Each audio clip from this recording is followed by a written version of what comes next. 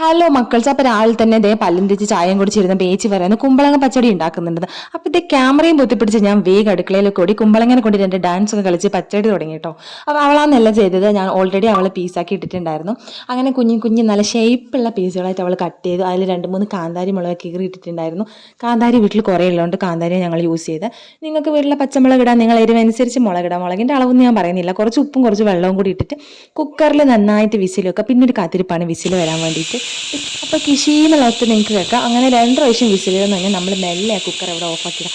ഞാനിത് ഓഫാക്കി പോയി വരുമ്പോഴേക്കില്ലേ ഇവളെല്ലാം കൂടി ഇതിൻ്റെ അരപ്പൊക്കെ റെഡിയാക്കി വെച്ച്. അപ്പോൾ എനിക്ക് വീഡിയോ എടുക്കണമല്ലോ, നിങ്ങൾക്ക് കാണിച്ചു തരണമല്ലോ. അപ്പോൾ ഞാൻ എന്ത് ചെയ്തു, കുറച്ച് തേങ്ങ ഉണ്ടായിരുന്നു കേട്ടോ. തേങ്ങയിൽ നമ്മൾ കുറച്ച് കുഞ്ഞു കുഞ്ഞു പീസ് ഇഞ്ചി പീസാക്കി ഇടുക. പിന്നെ കുറച്ച് കൂടുതൽ ജീരകം എടുക്കുക. പിന്നെ കുറച്ച് കാന്താരിയോ പച്ചമുളകോ ഏതാണെന്ന് വെച്ചാൽ ആ 3 മുളക് എടുക്കുക. അപ്പോൾ ഞാൻ നിങ്ങൾക്ക് വേണ്ടി ഇതിലെല്ലാം കൂടി ഇങ്ങനെ പിന്നെയും ഇതൊന്ന് വേർതിരിച്ചെടുത്ത് കാണിച്ചു തരാണ് കേട്ടോ. അവർക്ക് ഒരു ക്ഷമയില്ല, എങ്ങനെയെങ്കിലും പച്ചടിയാക്കി ഇവർക്ക് ഇടുന്ന് പോകണം അടുക്കളയത്. അത് ആ ഒരു ഭയൻ്റെ ആയിരുന്നു. അപ്പോൾ ഞാൻ അതിനുശേഷം എന്ത് ചെയ്യാന്ന് വെച്ചാൽ നമ്മൾ ആ ഒരു അരപ്പിൻ്റെ സംഭവമില്ലേ, തേങ്ങ ജീരകം ഇഞ്ചി കാന്താരിമുളക് ഇതെല്ലാം കൂടി നമ്മൾ മിക്സിയിൽ ജാറിലോട്ട് ഇട്ടിട്ട് കുറച്ച് തൈരും കൂടി ഒഴിച്ചിട്ടാണ് അരച്ചെടുക്കേണ്ടത്. വെള്ളം ചേർത്ത് അരക്കേണ്ട, തൈര് ചേർത്ത് അരച്ചാൽ മതി. അപ്പോൾ അതേ മിൽമയുടെ തൈരാണ് കേട്ടോ ഞാൻ എടുത്തത്. എൻ്റെ വീട്ടിൽ പശു ഉണ്ട്, പക്ഷേ ഇന്ന് വീട്ടിൽ തൈരില്ലാത്തതുകൊണ്ട് മിൽമയുടെ തൈര് വാങ്ങേണ്ടി വന്നു.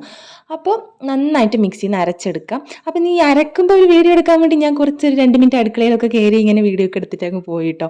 അപ്പോൾ ഇവളാന്ന് മൊത്തം ഉണ്ടാക്കിയത്. ഞാൻ എന്താ മണത്ത് നോക്കുന്നത് വിചാരിക്കണ്ടോ അല്ലേ, ജീരകത്തിൻ്റെ സ്മെല്ലൊക്കെ അടിക്കുന്നുണ്ടോ എന്ന് നോക്കിയതാണ്. അതിൻ്റെ ഗ്യാപ്പിലില്ലേ ഞാൻ ഈ ഒരു ചെറിയൊരു പാത്രത്തിൽ ഈ ഒരു കുക്ക് ചെയ്ത് വെച്ചിട്ടുള്ള കുമ്പളങ്ങിയില്ല അത് കുറച്ച് തണിയാൻ വേണ്ടി വെച്ചിട്ടുണ്ട്. നന്നായിട്ട് തണിയണം. എന്നിട്ട് അതിൻ്റെ മുകളിൽ കുറച്ച് കടുകും കൂടി ഇങ്ങനെ ക്രഷ് ചെയ്തിട്ട് നന്നായിട്ട് അങ്ങ് ഇട്ട് കൊടുത്തു.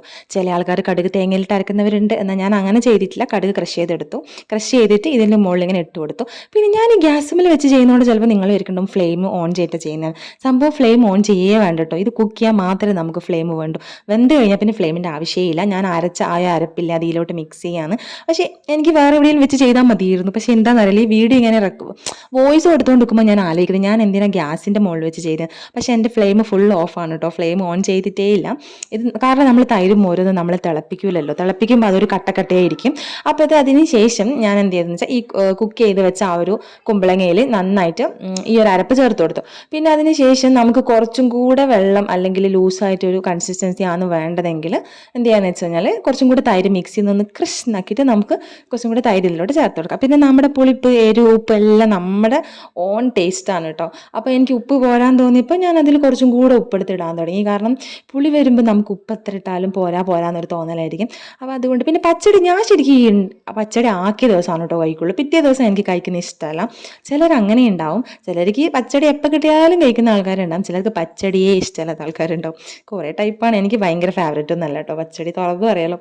പിന്നെ അതിനുശേഷം നന്നായി ഇളക്കിയിട്ട് പിന്നെ നമ്മുടെ മെയിൻ സാധനം അതായത് കറിവേപ്പില ഇതിലെ മെയിൻ ആണ് കേട്ടോ. കറിവേപ്പില ഇട്ടാൽ കാണാനും നല്ല ഭംഗിയുണ്ടാവും, കഴിക്കാനും നല്ല ഭംഗിയുണ്ടാവും, ലാസ്റ്റ് നമുക്ക് എടുത്ത് കളയാനും നല്ല രസമായിരിക്കും. അപ്പോൾ കുറച്ച് കൂടുതൽ കറിവേപ്പില ഇടണം. ഞാൻ കുറച്ച് കൂടുതൽ ഇട്ടിട്ടുണ്ട്. അപ്പോൾ അതൊക്കെ ശേഷം അതൊക്കെ ഇളക്കി കൊടുത്തിട്ട് ഞാൻ എരിവ് നോക്കുമ്പോൾ എനിക്കെന്തോ എരിവില്ലാത്ത പോലെ ഫീൽ ചെയ്തു. പുളിപ്പൊക്കെ വരുമ്പോൾ എരിവ് നമുക്ക് അത്ര ഫീൽ ചെയ്യില്ല. അപ്പോൾ കാന്താരി ഇട്ടതുകൊണ്ടാണ് ഞാൻ കൂടുതൽ എരിവ് വേണ്ടാന്ന് വിചാരിച്ചത്. നമുക്ക് അധികം എരിവിൻ്റെ ആവശ്യമില്ലാത്ത കൂട്ടരാണ്. അപ്പോൾ ഇത് ഞാൻ എന്ത് ചെയ്തു, കുറച്ചും കൂടെ കാന്താരി അതിൽ ചീന്തിയിട്ടു. കുറച്ചും കൂടെ എരിവിരിക്കട്ടെ എന്ന് വിചാരിച്ചു. നമ്മുടെ ഈ ഒരു സ്റ്റേജ് കഴിഞ്ഞിട്ട് ഇതിലൊന്നും ഫ്ലെയിമില്ല. ഇവിടെ ഞാൻ ഫ്ലെയിം ഓൺ ചെയ്യുന്നുണ്ട്, പ്രത്യേകം പറയാലോ. ആ വെള്ളരിക്ക വേവിക്കാനും ഈ സ്റ്റേജിൽ മാത്രമേ ഫ്ലെയിം ഉള്ളൂ. അതുവരെ എവിടെയും ഫ്ലെയിം ഞാൻ ഓൺ ചെയ്തിട്ടില്ല. അപ്പോൾ അതിനുശേഷം ഒരു ചീനച്ചട്ടിയിൽ ഞാൻ കുറച്ച് വെളിച്ചെണ്ണ എടുത്തു, കുറച്ച് കടുകിട്ടു. ചുവന്ന മുളക് നമ്മുടെ മെയിനാണ്, വറ്റൽമുളക്. അപ്പോൾ അത് നമ്മൾ കുറച്ച് കൂടുതലിട്ടാലും ഒരു കുഴപ്പമില്ല, നല്ല ടേസ്റ്റ് ആയിരിക്കും. അതിൻ്റെ ഒരു കളർ ഇതിലേക്ക് അങ്ങനെ അലിഞ്ഞ് ചേരും. പിന്നെ നമുക്ക് കറിവേപ്പില എപ്പോഴും നമുക്ക് ആവശ്യമാണ് കേട്ടോ. അപ്പോൾ കറിവേപ്പില ഇട്ടോളൂ. നന്നായിട്ട് ഇളക്കി കൊടുത്തിട്ട് ഒരിക്കലും ഈ പാത്രത്തിലോട്ട് പച്ചടി ഒഴിക്കരുത്, പച്ചടിയുടെ പാത്രത്തിലോട്ട് ഇത് ഒഴിക്കണം.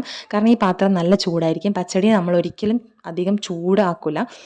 മീൻസ് തൈര് മോരൊക്കെയാണ് അത് കട്ടയായി പോലോ. അപ്പോൾ ഇത് തിരിച്ച് ഞാൻ ഇങ്ങോട്ടേക്കാണ് ഒഴിച്ചത്. ഇനി ആരും കൊണ്ടേ അങ്ങോട്ടേക്ക് ഒഴിക്കണ്ട.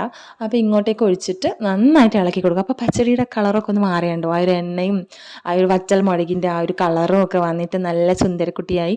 അപ്പോൾ ഇത്രയേ ഉള്ളൂ പച്ചടിയുടെ വീഡിയോ. പച്ചടി വളരെ സിമ്പിളാണ്, എല്ലാവർക്കും ഉണ്ടാക്കി നോക്കാവുന്നേ ഉള്ളൂ. ഞാൻ ഇന്ന് പെട്ടെന്ന് ഇത് ഷടപടാന്ന് ചെയ്തൊരു വീഡിയോ ആണ് കേട്ടോ.